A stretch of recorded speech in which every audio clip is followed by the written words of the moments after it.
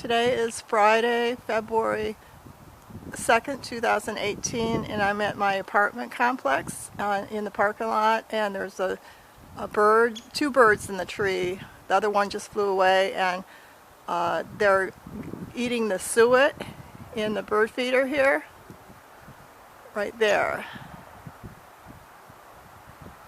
I don't know what kind of bird it is, but it's beautiful. And the other one just left, so. And this is in Port Huron, Michigan. And there the bird is at the feeder again. It has a nice chirping sound to it. It's like black and white, and the other one looked like it had red on it, on the bird. This one is just black and white.